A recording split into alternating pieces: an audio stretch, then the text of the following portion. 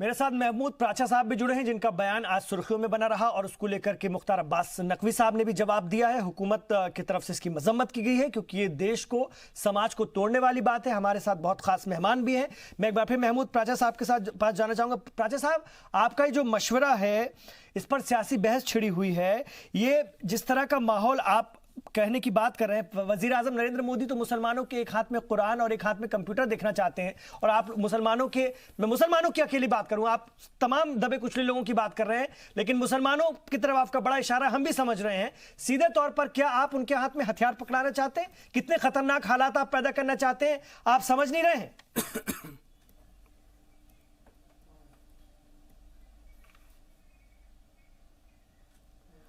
कि बार बार मैं इस बात को कह रहा हूं कि मैं मुसलमानों की बात नहीं कर रहा हूं, मैं सभी वीकर सेक्शंस की बात कर रहा हूं जो मॉब लिंचिंग का शिकार हैं, जिसका कोई रास्ता हमारे मुल्क में नजर नहीं आ रहा है। दूसरा, ये आखिरी रास्ता है। सबसे पहले आप ये बात समझ लीजिए, और मुझे इस बात को कहने में और ऐसी अपील करने में कितना दुख हो रहा है ये मैं ही जानता हूं, कितना अफसोस हो रहा है ये मैं ही जानता हूं। ये आखिरी रास्ता है, इसके अलावा कोई नहीं।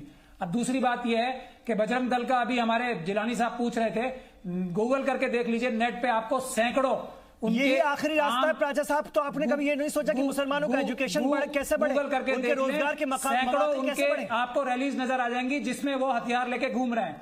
जहां तक फिर आप दूसरी बात, अब मेरी बात भी सुन लेना, मैं आपके सब सवालों का जवाब दूंगा, लेकिन एक एक सवाल का एक एक बार में।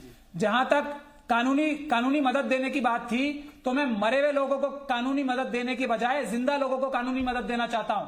मॉब लिंचिंग के बाद जो लोग मर जाएंगे, आप कह रहे हैं कि मैं उनको कानूनी मदद दूं, वो भी देंगे, उनका मुकदमा भी लड़ेंगे, लेकिन जो जिंदा हैं, जो अभी मारे नहीं गए हैं मॉब लिंचिंग में, उनको भी मैं कानूनी मदद देना चाहता हूं। और आरके सिंह साहब ने जो बताया था, मैं कानूनी में प्रावधान बताता हूं, सेक्शन 96 से लेके 106 तक आईपीसी में और आर्म्स एक्ट में मिलते हैं लाइसेंस, और वो तभी मिलते हैं जब कोई आदमी अपनी जरूरत एस्टैब्लिश कर पाएगा। तो यही बोल रहा था। और जहां तक चोरी डकैती का और क्राइम्स में आपने फरमाया कि उसका इस्तेमाल होगा, संविधान में चोरी डकैती और क्राइम्स में बाबा साहेब अम्बेडकर कैसे आ गए इसमें? आर्म कोई इस्तेमाल करेगा, लाइसेंस का आर्म कभी कोई पागल ही होगा जो क्राइम करने में इस्तेमाल करेगा उसे। आपने संविधान का नाम लिया, आपने बाबा साहब अम्बेडकर का नाम लिया, बाबा साहेब अम्बेडकर और संविधान कहां से आ गया इसमें, आईपीसी सीआरपीसी में? ये आप क्यों नहीं बताते? आपने गलत बात क्यों की? आपने नहीं करना चाहिए ना, संविधान का नाम नहीं लेना चाहिए, आप बाबा साहेब अम्बेडकर का नाम नहीं लेना चाहिए। आरके सिंह साहब जी, आरके सिंह साहब, वही बता रहा हूं, सुने सिंह साहब, हम हर बात शुरू बाबा साहब के नाम से करते हैं और हमारी हर बात बाबा साहब के नाम से खत्म होती है। फिर तो खुदा खैर करे आपका। इसका मतलब प्राचा साहब, एक मिनट, प्राचा साहब, इसका मतलब जो सुन लीजिए प्राचा साहब, सलाह दे रहा हूं, इंडिविजुअल नहीं है संविधान में, जो है ना, नहीं है ये लाइफ और लिबर्टी जो है ना, सेल्फ रिजर्वेशन आर्टिकल 19 से आता है संविधान के, जो बाबा साहब ने दिया है। भाई बाबा साहब, मैं इसको ऐसे समझूं, क्या एक मिनट, मैं क्या प्राचा साहब इसको ऐसे समझूं? वो आप नहीं समझेंगे प्राचा साहब, मैं क्या इसको ऐसे समझूं? बाबा साहब एक पक्ष के साथ अगर ज्यादती होती है, मैं आपको जुल्म होता है, तो क्या आप 4 लोगों का ग्रुप बना करके वही ज्यादती करेंगे? बाबा साहब ने पढ़ी है, आपने फिर वही ज्यादती करेंगे? बाबा साहब पढ़ी है, क्यों लेते हैं? साफ लिखा गया है कि संविधान लोगों को, अछूत लोगों को ढूंढ के मारा जाता है, उनकी मदद के लिए कोई नहीं आता। ये बाबा साहब ने कहा है। राजा साहब, आप ये कहना चाह रहे हैं क्या कि एक वर्ग के साथ या एक पक्ष के साथ ज्यादती होती है तो फिर वो भी 4 लोगों का ग्रुप बना करके हथियारों के साथ वही ज्यादती दूसरे पक्ष पर करे? इसी तरह का माहौल चाह रहे हैं क्या आप? लिखा, इसकी रूह को बनाया बाबा साहब ने था।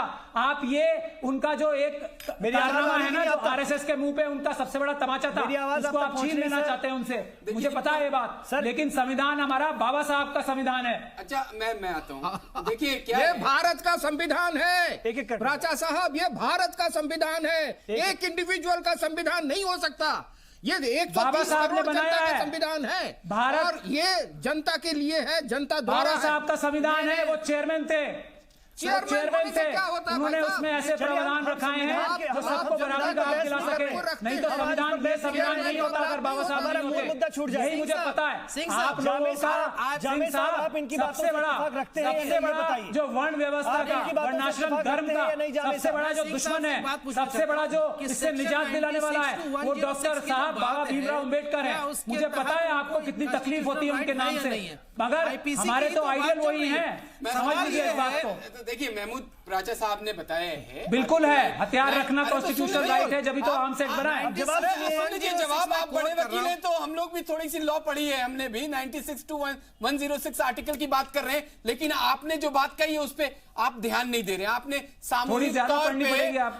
सामूहिक तौर पे 50,000 और 5,000 लोगों की बात करी है। वो कौन से आर्टिकल में लिखा हुआ है कि आप उनको हथियार दिलाइए? आप उनको कहां, आप जो बात आप कह रहे हैं उस पे आपने ध्यान दिया है? वो तो बाबा साहब भीमराव अंबेडकर के आईन में कहीं नहीं लिखा है। आप आर्म्स एक्ट की बात कर रहे हैं, 5,000 लोगों को सामूहिक अगर आप दिला रहे हैं, हर वो व्यक्ति जिसकी जान को खतरा है, कानूनी तौर पे आप जुर्म कर रहे हैं, क्योंकि आप उस समूह को नहीं दिखा रहा। आप उस अरे हथियार कभी सामूहिक नहीं मिलते, लेके जा रहे हैं। सामूहिक हथियार नहीं मिलते आपके पास संविधान में और कानून में, आप हर चीज हर एक इंडिविजुअल को मिलते हैं। जिलानी साहब सुन लीजिए, सामूहिक हथियार गलत बात मत समझिए ना।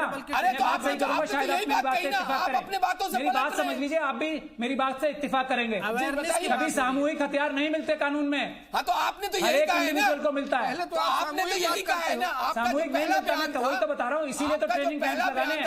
आप ही नहीं समझ पा रहे, इतना समझदार आदमी होके आप ही हमारी बात नहीं समझ पा रहे, इसीलिए समझाने की जरूरत है। नहीं तो मैं आपको समझाने की कोशिश कर रहा हूँ। जो सेल्फ डिफेंस को लेके आपका पहला बयान आया था, उसमें तो आप 5,000 देखिए, आपका फील्ड है पॉलिटिक्स। हम क्या सुनेंगे? आप हमें पॉलिटिक्स समझा सकते हैं, हम आपको कानूनी बात समझा सकते हैं। समझिए जिलानी साहब, जनमानस क्या समझेगा कि आप 5,000 लोगों को इकट्ठे हथियार दिला रहे? अगर आप ये समझेगी, मैं जानता हूं आप बड़े राष्ट्रवादी आदमी हैं। अधिकार सबको है, कानूनी अधिकार बाबा साहब ने दिलवाया है। अरे वो आपको नहीं है अकेले, सबको है, पूरे भारत के 1.25 अरब जनमानस को है। सब बाबा साहब भीमराव अंबेडकर के आईन को मानते हैं, समझते हैं और अपनी जिंदगी बिताते हैं। हाँ। आप मुझे सिर्फ बता दीजिए, एक बात सही बात है, आप मुझे बता दीजिए कि आप सिंह साहब को समझाइए। बाबा साहब सबसे बड़े आदमी थे, सिंह साहब को बताइए पहले। अरे वकील साहब सुन लीजिए, बड़े वकील साहब सुन लीजिए, आप सिर्फ मुझे बता दीजिए कि आप जो बात कह रहे हैं, आप बड़े राष्ट्रवादी, ये भी मैं जानता हूं, लेकिन आज जो आपका बयान आया है, यकीन माने कि आपका बयान अगर मुसलमानों के एजुकेशन के लिए आता, उनके स्वास्थ्य पे कभी आपने चर्चा करी है? जिस वीकर सेक्शन की बात कर रहे हैं, माल न्यूट्रिशन सबसे ज्यादा वीकर सेक्शन के अंदर है, खाने तक को नसीब नहीं है, उस पे कभी आपने चर्चा करने की कोशिश करी? तो कि आप जैसे सुन लीजिए, जान रहेगा तभी तो। नहीं सुन लीजिए, कहां जान मारी जा रही है, कहां जान मारी जा रही है? माल न्यूट्रिशन से जाने जा रही है, जो माल न्यूट्रिशन से जाने जा रही है, उसको उनकी जान को कौन बचाएगा? पायलट की जान को कौन बचाएगा? का बेटा एयरफोर्स में है, पढ़ा लिखा नहीं है, क्या माल न्यूट्रिशन कौन बचाएगा? आप खतरनाक हालात आप बना रहे हैं। एयरफोर्स में है अखलाक का बेटा, उसके परिवार को कौन बचाएगा? बताइए। किसके बच्चे को? इस बात को बार बार कह रहे हैं कि लोगों को हथियार उठा लेने चाहिए, नहीं मुसलमानों को हथियार उठा लेने नहीं नहीं आप गलत कह रहे हैं, आप गलत कर रहे हैं। के ऊपर एफआईआर बार बार मैं नेशनल चैनल से कह रहा हूँ, इन्हें इसी वक्त माफी मांगनी होगी अगर ये कह रहे हैं कि हर मुसलमान को हथियार उठा लेना।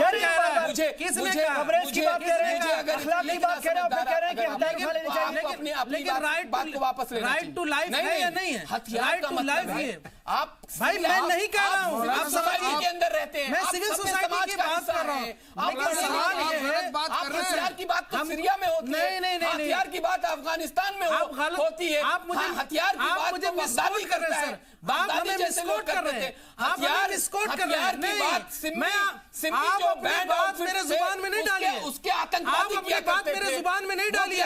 और इमरान साहब आपसे मैं ये उम्मीद नहीं कर रहा था, आपने अपनी बात मेरे जुबान में डाल दी। मैंने ऐसा नहीं कहा, नहीं आप ये बात, मैंने ये कहा कि राइट टू लाइफ है या नहीं, और वो कौन गारंटी करेगा? सरकार का काम है, सरकार का काम है, सरकार का काम। अगर ऐसी तंजीमें हथियारों की ट्रेनिंग करती नजर आती है और उस पर कार्रवाई नहीं होती है, तो एक गलत मैसेज जाता है, गलत मैसेज जाता है, क्योंकि आपको वोट बैंक पॉलिटिक्स है, आपको जो है वोट चाहिए, इसलिए आप ऐसी तंजीमों पर कार्रवाई नहीं करते। आपको जानकारी नहीं है, कोई भी इस तरह का कहीं भी अगर उस इलाके के एडमिनिस्ट्रेशन और पुलिस को पता चलता है, पुलिस प्रशासन अगर कार्रवाई होती है तो रोजाना ऐसी खबरें नहीं होती। आप माहौल को खराब कर रहे हैं। आप माहौल कार्रवाई कैसी हो रही है मैं बता रहा हूं। साझी संस्कृति और विरासत हमें भारत में कैसी हो रही है, आगे बढ़ाइए। मोहब्बत का पैगाम मॉब लिंचर्स के माला पहनाने वाले को कैबिनेट मिनिस्टर बनाया जाता है, ये होती है कार्रवाई। आप क्या बात कर रहे हैं? आप हमारी विरासत आगे बढ़वा रहे हैं। ऐसी कार्रवाई चाहते हैं, ऐसी कार्रवाई के साथ इस तरह की बात नहीं कर सकते हैं। ऐसी कार्रवाई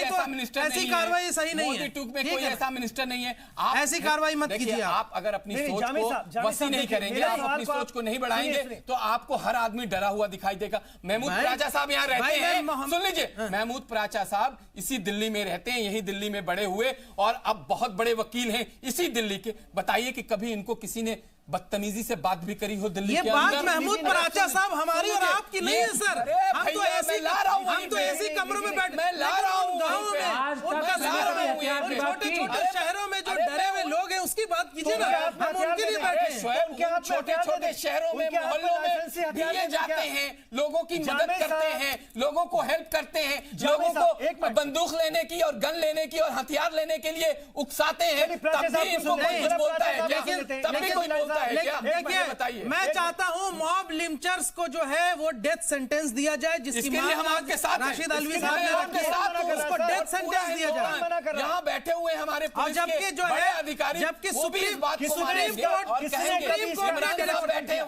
कोर्ट ने डायरेक्शन दिया है सरकार को कि आप डेथ सेंटेंस जो है, मैं इसकी मांग करता हूँ। प्राचा साहब को सुन लेते हैं। जी जी,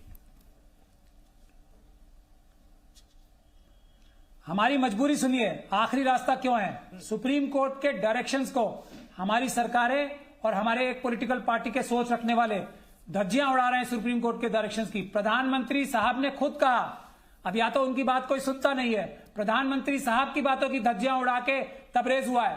तब हम क्या करें बताइए? जब प्रधानमंत्री की कोई नहीं सुनने को तैयार है तो हमारे पास कौन सा रास्ता बचा है? कानून में रास्ता यही है और कोई रास्ता नहीं है। यदि ये सरकारें अपनी ड्यूटी निभाने लगेंगी तो हम अपनी कॉल विड्रॉ करेंगे। तब जरूरत ही क्या है? किसके पास पैसे हैं? आज अपने जेवर बेच के भी हथियार खरीदने की बात हम क्यों कह रहे हैं? क्योंकि जरूरत है। जैसे ये जरूरत खत्म हो जाएगी हम अपनी कॉल विड्रॉ करेंगे। किसी भी हालत में किसी भी हालत में आप समझ लीजिए ये बात किसी भी हालत में नहीं होनी चाहिए थी। अगर इतनी बड़ी मजबूरी नहीं होती, अगर हमारे एक मध्य प्रदेश में IAS ऑफिसर ने कहा है मैं अपना नाम बदल लूंगा, आप क्या समझ रहे हैं जिलानी साहब? इस बात से नाम बदल लूंगा कि मुझे भीड़ मिलकर मार ना दे, मैं अपना नाम बदल लेना चाहता हूं। ये हालात देख रहे हैं आप क्या हो गए? और उनको कानूनी तौर पर उनका ब्रेन वॉश कराएंगे कि हाँ तुम्हें हथियार सेल्फ डिफेंस के नाम पर रखने की इजाजत है। आप कोई बात कर रहे हैं? मैं बजट नहीं हूँ, मैं कोई किसी को जाके जबरदस्ती नहीं कर रहा हूँ। जिस आदमी को ऐसी जरूरत महसूस होगी, सिर्फ मुसलमान समाज की बात सोच लीजिए, अगर उनके हाथों में हथियार आ गए तो वो आपस में किस तरह से बिहेव करेंगे? अपनी बात सही साबित करने के लिए प्राचा साहब कुछ भी बोलिए, लेकिन आपको मानना पड़ेगा मैं किसी समाज के हाथ में हथियार देने की बात नहीं कर रहा हूँ। आपस में मैं हर उस आदमी को हिफाजत देने की बात कर रहा हूँ जो मॉब लिंचिंग का शिकार हो सकता है। समाज से क्या मतलब है? अच्छा देखिए, मुझे प्राचा साहब से आज थोड़ा सा अफसोस इस बात हथियारों का, आज हथियार किसके पास है, वो उसका क्या इस्तेमाल कर रहे हैं पता है आपको? सुनिए आपने भारतीय जनता पार्टी के एक MLA को देखा है किस प्रकार का नाच कर रहे थे वो हथियारों के साथ? सुनिए, देखा है आपने? जिनके पास आज हथियार है, ताकतवर लोग उसका क्या आत्मरक्षा में इस्तेमाल कर रहे हैं? कहाँ पहुंच गए? हथियार पार्टी ने निकाल दिया, आम आदमी के पास है देश में। अरे उनको पार्टी ने निकाल दिया। आप अगर ये बात आज कहते, एक मिनट सुन लीजिए, निकाल दिया, ये बात कहते कर तो रहे हैं ऐसे आज बार तबरेज की बात कर रहे हैं। यही तो मैं कह रहा हूँ, अरे आप सरकारें अपना काम करना शुरू कर दें। आप जो लोग मॉब लिंचिंग के, जिलानी साहब सुन लीजिए, मैं रास्ता बता रहा हूं, आप सुन लीजिए। सरकारें अपना काम शुरू कर दें, मॉब लिंचिंग के पीछे असली लोग जो हैं उनको पकड़ लें, तो हमारी जरूरत क्या पड़ती है? और हम अपनी कॉल विड्रॉ कर लेंगे 5 मिनट में। सरकारें अपना काम शुरू कर देना, फिर जरूरत ही नहीं रहेगी, फिर आत्मरक्षा की जरूरत कहां पड़ेगी? एक सवाल करना, जिलानी साहब एक सवाल करना चाहता हूं मैं इनसे, एक सवाल मैं आपसे एक सवाल करना चाहता हूं, सिर्फ एक सवाल। अभी आपने एक MLA का जिक्र किया है जो हथियार अपने घर में डांस कर रहे थे हथियार लेके। क्या आप चाहते हैं कि लाखों करोड़ों लोग इस तरह से हथियार लेकर डांस करते फिरे, और वो भी घर के अंदर नहीं, घर के बाहर। आपका ये कहना है कि लोग अपने हथियार लेके बाहर चले ताकि वो मॉब लिंचिंग से बच जाएंगे। ये क्या तुक है, क्या तर्क है? मेरी तो समझ में कुछ नहीं आया। वो हर आदमी फिरेंगे शहर जो में, हर आदमी जो कानून तोड़ेगा, ये कानून का तोड़ना है, वो जेल जाएगा। अरे भाई, तो आप तो यही कह रहे हो कि अरे वो हर आदमी जो कानून तोड़ेगा जेल जाएगा, लाइसेंसी लोग हथियार से गैर कानूनी काम करेगा जेल जाएगा। आप गैर हम खुद उसे जेल भिजवाएंगे, उकसा रहे हैं उनको। ये गैर जो कानूनी बिल्कुल जाएंगे। अगर कोई लाइसेंसी हथियार लेकर गैर कानूनी काम करेगा, उसे हम जेल भिजवाएंगे। कानून का पालन करने के लिए यही तो ट्रेनिंग देनी है। गलत काम नहीं करेगा कोई किसी भी हथियार से, सिर्फ कानून के तहत काम करेगा, आत्मरक्षा के लिए। गलत काम करेगा जेल जाएगा। आप आत्मरक्षा गलत काम करेगा जेल जाएगा, कोई भी हो। ऐसा नहीं होता है, सही इस्तेमाल नहीं होते हैं। वहाँ इस तरह के मामले लगातार सामने आ रहे हैं। आप हमारे देश में क्या साबित करवाना चाह रहे हैं? तमाम हमारे समाज के हाथों में इमरान साहब, जो सबसे ज्यादा महमूद प्राचा साहब की हैरानी इसलिए हो रही है और अफसोस हो रहा है कि आज इन्होंने ये मुद्दा जो उठाया है, आज इन्होंने जो मुद्दा उठाया है, इसमें अगर ये इंसाफ करते और बार बार तबरेज का नाम ले रहे, ये दिल्ली के ही ध्रुव सक्सेना, अंकित त्यागी, मुझे भी उतना ही अफसोस हो रहा है जिलानी साहब ये मुद्दा उठाते हुए। सुनिए, अरे कहां दबे कुचले, उनका कभी इन्होंने नाम नहीं लिया। मैं इनके साथ कई बार डिबेट में रहा हूं, ये सिलेक्टिव होके किसी भी मुद्दे को उठाते हैं। आज भी ये उनका मुद्दा है। आज क्या होता है असल में जिलानी साहब, मुझे लगता है कि सिलेक्टिव आप भी हो जाते हैं। पहलू जुनैद तबरेज के नाम बात करी है, पहलू खान पे हमने बात करी थी, जिसको कांग्रेस सरकार ने जब इस वक्त की चार्जशीट तैयार हुई है तब भी क्रिमिनल घोषित कर दिया। उस पे आप लोग बात नहीं करेंगे। देखिए ये सब चीजें ना पहले पता करिए, पहले पता करिए, पहले पता करिए। आपकी लाइफ प्रॉब्लम है, कांग्रेस आपकी लाइफ नहीं, यही प्रॉब्लम। भारतीय जनता पार्टी के से सवाल पूछे वो कांग्रेसी हो जाता है। अरे भाई, तीसरी विचारधारा की भी कोई जगह है या नहीं? हिंदुस्तान विचारधारा की भी जगह है, हम मानते हैं। सिर्फ कांग्रेस और बीजेपी की ही मोनोपोली रहेगी क्या? नहीं, कांग्रेस और बीजेपी की ही मोनोपोली रहेगी। भी मानते हैं, लेकिन एक चीज बताइए, अपनी इंसाफ कब करेंगे? इंसाफ कब करेंगे? इंसाफ तब होगा, तबरेज के लिए तब होगा जब मॉब लिंचर्स को कड़ी कार्रवाई की जाएगी और पुलिस जो है ना, पुलिस जो है ना, विक्टिम को जेल भेजने के बजाय हॉस्पिटल अगर भेजती तो तबरेज बच सकता था। सेल्फ डिफेंस का आप बार बार जिक्र कर रहे हैं प्राचा साहब, मैं बहुत सारी आपकी बातों का एहतराम करता हूं। देखिए यहां पर मैं आपको इस तरह से सवालों के कटघरे में नहीं खड़ा कर रहा हूं, लेकिन जो आपकी बात है वो काबिल एतराज है, इसलिए हम लोग बहस कर रहे हैं, आप अन्यथा मत लीजिएगा। लेकिन प्राचा साहब, एक बात मैं आपसे जानना चाहूंगा, सेल्फ डिफेंस का आप बार बार जिक्र कर रहे हैं, आईन का हवाला देते हैं, क्या है उसकी परिभाषा? क्या है उसकी परिभाषा? आप बता पाएंगे सर सेल्फ डिफेंस की? आर्टिकल कोट करिएगा। मुझे बताने की जरूरत नहीं है ना, मैं यही तो सिंह साहब को और आपके सभी जो सामीन है उनको बताना चाह रहा हूं। सेक्शन 96 आईपीसी में लिखा है कि आत्मरक्षा के लिए कोई भी आदमी कुछ भी जो भी करेगा उसका वो कोई गुनाह नहीं माना जाएगा। ये तो मैं थोड़ी अपनी तरफ से कुछ बोल रहा हूं, सब कानूनी बात बोल रहा हूं, मैं कोई भी बात अपनी तरफ से नहीं बोल रहा हूं। अब इसको अमली, इसीलिए मैं कह रहा हूं जिलानी साहब को भी, आप मेरी बात समझें। मुश्तरका तौर पे हथियारों के लाइसेंस नहीं मिलते हैं और गैर कानूनी काम जैसे ही आप करेंगे लाइसेंसी हथियार से, आपका लाइसेंसी हथियार भी जब्त होगा और आपके खिलाफ मुकदमा भी दर्ज होगा। तो यही सब बातों की ट्रेनिंग देनी है हमने कि जिस हद की म्याद तय की गई है सेक्शन 19 और सेक्शन 100 में आईपीसी की, वो हद और मियाद के अंदर ही रह के आप राइट टू प्राइवेट डिफेंस इख्तियार कर सकते हैं, उसका इस्तेमाल कर सकते हैं, ना सिर्फ अपने लिए बल्कि दूसरों के लिए भी। और दूसरी बात जो मैं महत्वपूर्ण बहुत जरूरी कहना चाहता हूं वो ये है कि सरकार अगर अपने काम को करने लगे तो ये जो आखिरी रास्ता है, अगर कोई दूसरा रास्ता आ जाए जो कि सरकार का रास्ता होना चाहिए, तो हम आखिरी रास्ता इख्तियार करने पे मजबूर क्यों होते? आज हमारा दिल रो रहा है कि हम ऐसी बातें करने पे लिए मजबूर हैं, मगर हालात आप समझने की कोशिश कीजिए। आपके जो लिंचिंग के कानून आपकी उत्तर प्रदेश सरकार ने वो किए हैं, उसमें लिखा है कि पुलिस ऑफिसर्स के खिलाफ भी कार्रवाई होगी। ये बात अगर इंप्लीमेंट होने लगे तो हम अपनी कॉल विड्रॉ करेंगे। आपके जो हमारे जो कानून है मुल्क के, अगर उन पे पुलिस और कानून अमल करने लगे, सुप्रीम कोर्ट की बात सुनने लगे, तो हम अपनी कॉल विड्रॉ करेंगे। लेकिन जब आप सुप्रीम कोर्ट की बात नहीं सुन रहे, प्रधानमंत्री की बात नहीं सुन रहे, तब क्या करें? कोई रास्ता बचा है वो बता दीजिए, हमें एक रास्ता बता दीजिए, हम अभी अपनी कॉल विड्रॉ करेंगे, पर रास्ता तो बताएं। आखिरी रास्ते के अलावा कोई रास्ता बता। भारी अराजकता हो गई हो, ये सीरिया बन चुका हो, यहाँ पर ये यमन बन चुका हो कि सऊदी के हमले पे हमले हो रहे हो, लोग यहाँ से वहां भाग रहे हो, ये आप किस तरह के मुल्क के नक्शा पेश करें, किस तरह के मुल्क साहब, मैं आपसे 2 सवाल करना चाहता हूं। कुछ पूछना चाहते हैं?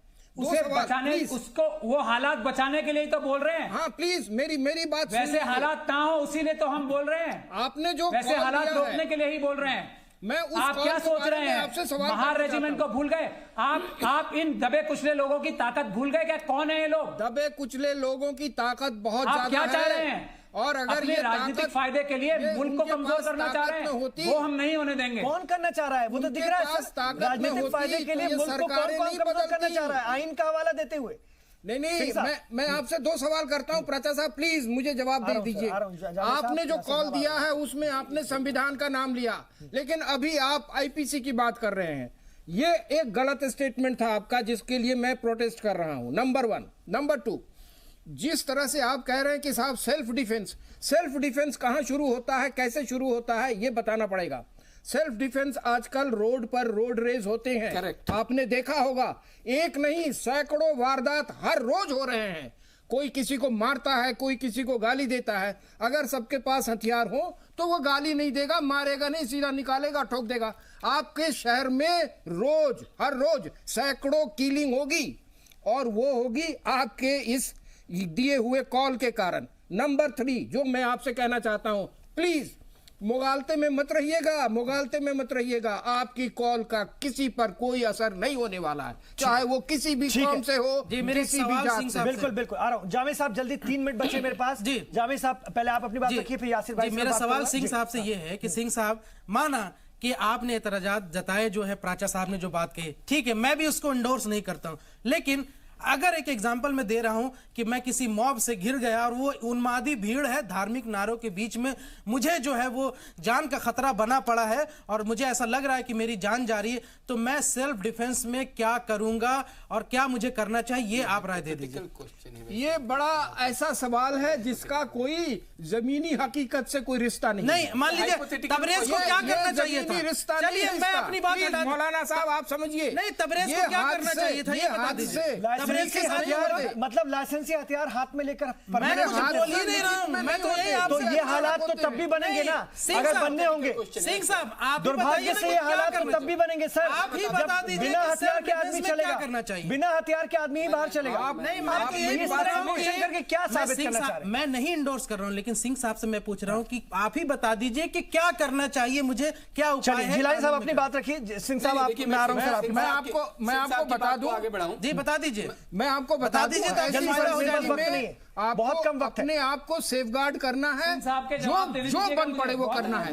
आप हथियार को इस्तेमाल करने के लिए वो जगह नहीं होती जहां पर आप मार्केट में घूम रहे हैं और वहां आप हथियार इस्तेमाल करेंगे। वो तो बाद में तय होगा ना कि क्या कहां घूमेंगे कहां नहीं घूमेंगे, लेकिन ऐसे हालात अगर आते हैं तो मुझे सेल्फ डिफेंस में क्या करना चाहिए, ये अगर प्री प्लान्ड है, सरकार उस पर एक्शन लेगी और सरकार की जिम्मेवारी है। अभी यूपी गवर्नमेंट ने, अभी प्राचा साहब ने भी बोला है, यूपी गवर्नमेंट ने एक कानून बनाने की मंशा जाहिर की और उसमें पुलिस वालों को भी जिम्मेवार ठहराया जाएगा। तो ये सब चीजें हैं। मेरे पास बिल्कुल खत्म हो गया है, बिल्कुल खत्म हो गया सर, वक्त पूरा हो गया है, वक्त पूरा हो गया है। जल्दी से अपन बात रखिए। बिल्कुल मैं तो सिंह साहब की बात को बस बढ़ाऊंगा। महमूद प्राचा साहब जो बात कह रहे थे कि आत्मरक्षा का जो उन्होंने खुलासा उसको बताया, एलैबोरेट किया, मुझे लगता है कि अगर आप आत्मरक्षा के उसमें आप एक ट्रेनिंग देना चाहते हैं और बहुत तरीके से लोगों को बताएंगे कि किस तरीके से आप अपनी आत्मरक्षा करें, तो ये तो साजिश हो जाएगी। ठीक है, फिर तो 120 भी लग जाएगा। ठीक है, वो आप पे, आपके जो ग्रुप पे जो लोग